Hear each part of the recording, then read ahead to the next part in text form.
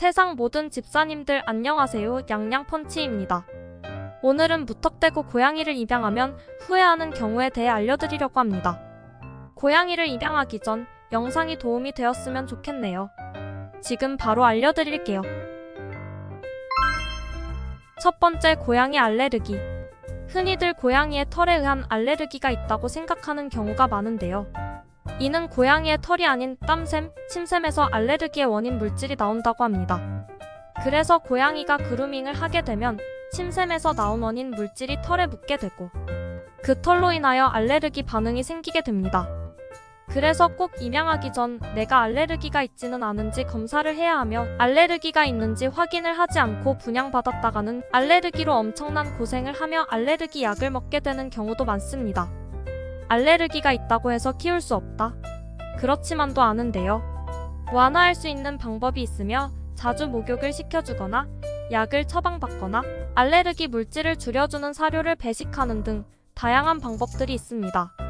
그리고 알레르기가 검사할 땐 없더라도 시간이 지나서 생기는 경우도 있다고 하니 혹시나 고양이를 키우고 계신 집사님들 중 전에는 보이지 않았던 알레르기 증상들이 보인다면 검사를 한번 해보는 것이 좋겠죠?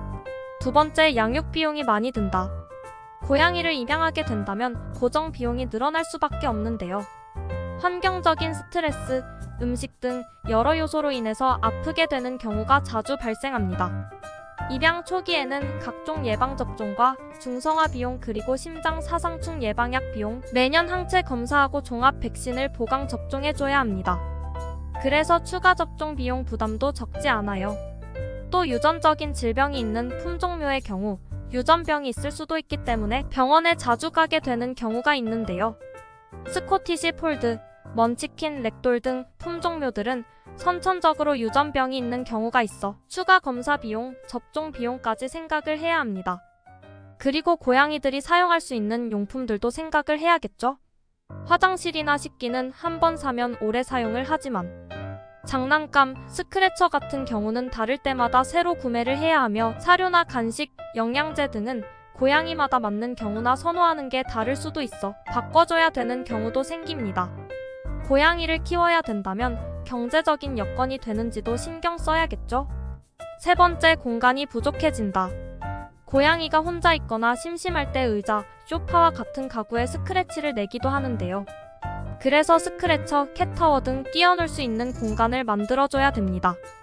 고양이들은 새로운 것에 흥미를 느끼지만 또 쉽게 질려하기에 놀이 요소들이 많으면 많을수록 좋은데요. 하지만 숨숨집, 캣타워, 캣폴, 퍼즐놀이 같은 장난감들은 부피가 커서 생각보다 많은 공간을 차지해 생활하는 공간이 부족해질 수밖에 없습니다.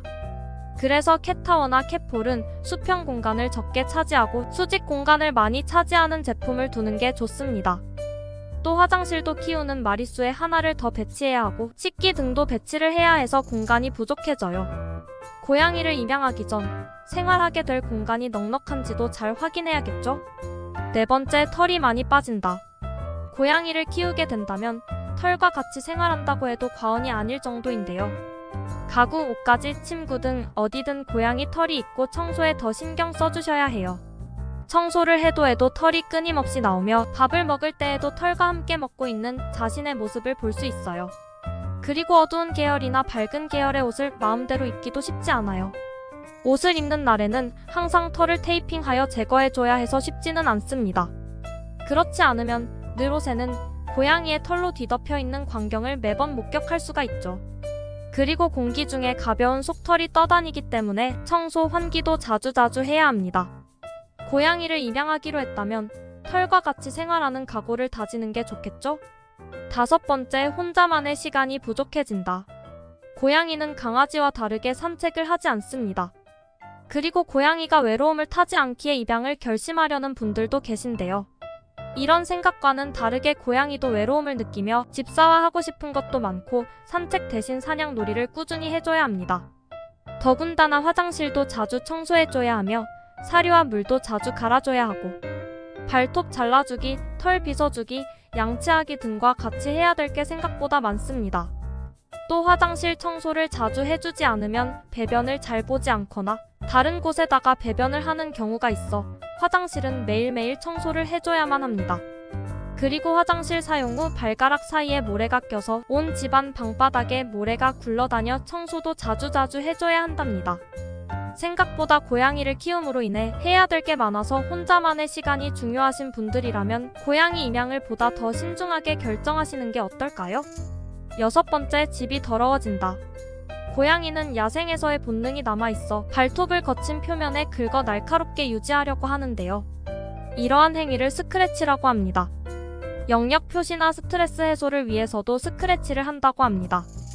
그래서 고양이는 벽지나 가죽으로 된 가구나 소파 등을 핥혀 놓을 수가 있습니다. 커튼을 찢거나 타고 올라가는 경우도 많다고 하네요. 또 책상 위에 물건들을 떨어뜨릴 수 있어 작거나 쉽게 떨어질 만한 물건들은 되도록이면 안 보이는 곳에 정리하는 것이 좋아요. 또 바닥은 사막처럼 변하는 것을 볼 수가 있는데요. 고양이가 화장실에서 볼일을 본 후 발바닥 사이에 모래가 끼게 되어 그 모래들이 화장실 근처와 집안 곳곳에 떨어져 있는 것을 볼 수 있습니다. 고양이를 키우려면 집이 어느 정도 더러워질 수도 있음을 감수하셔야겠죠? 7번째, 장기간 외출 외박이 힘들다. 외출이 잦을 경우 화장실 청소나 사냥놀이 등 신경을 써주지 못하는 경우가 많고 고양이가 외로움을 타지 않는 걸로 알지만 그렇지 않습니다. 그래서 최대한 지루하지 않게 장난감을 많이 비치해주는 것도 좋은 방법입니다. 또 고양이가 혼자 있게 되면 인덕션, 전자레인지 같은 가전제품은 잘못 눌리는 경우 화재가 발생할 수도 있어 꼭 전원을 끄고 외출을 하셔야 합니다. 만약 고양이와 같이 외출을 하게 될 경우 하루 이틀 정도는 괜찮을지 몰라도 영역동물이라 낯선 장소에 가는 것을 매우 두려워하고 경계를 하기 때문에 스트레스를 많이 받게 되어 좋지 않아요. 그래서 내가 밖에 자주 나가야 한다면 고양이 입양에 대해서 다시 한번 생각해 보는 게 좋겠죠? 8번째, 수면 부족. 고양이는 일반적으로 야행성 동물이기 때문에 잘 때 수면에 방해가 될 수 있습니다. 밤에 수면을 하려고 하면 우당탕탕 거리기도 하고 문을 긁으면서 울기도 하여 뛰어노는 소리에 잠을 설칠 수도 있어요. 이러한 고양이의 습성을 감수하고 살 자신이 없다면 생활 습관을 바꿔야 하는데요. 편안한 수면을 위해서는 자기 전에 고양이랑 충분히 놀아주고 자야 편안한 수면이 가능하겠죠? 9번째, 훈련이 힘들다. 강아지는 사람과 의사소통이 어느 정도 가능하여 손줘, 앉아, 기다려와 같이 기본적인 훈련이 가능하지만 대부분의 고양이는 어렵다고 볼 수 있습니다. 물론 고양이마다 다 그런 건 아닙니다. 강아지와 달리 고양이는 많은 관심을 필요로 하지 않는 독립적인 동물이며 이것은 바쁜 주인에게 플러스 요인이 될 수 있지만 강아지만큼 애정이 많거나 상호작용하지 않을 수 있음을 의미할 수 있어요. 고양이마다 양반양이지만 고양이는 집사를 반겨줄 때도 있고 어쩔 때는 쳐다도 보지 않을 때도 있어 섭섭할 수도 있어요. 내가 애완동물과 스킨십도 원하고 같이 외출도 하고 싶다면 고양이보다는 강아지를 입양해보는 것을 생각해보는 게 어떨까요? 이처럼 고양이를 입양하기 전 생각해보셔야 할 것들이 정말 많은데요. 무턱대고 고양이가 귀여워서 이뻐서 입양을 하게 되면 나중에는 고양이도 집사님도 서로서로 힘들어질 것입니다.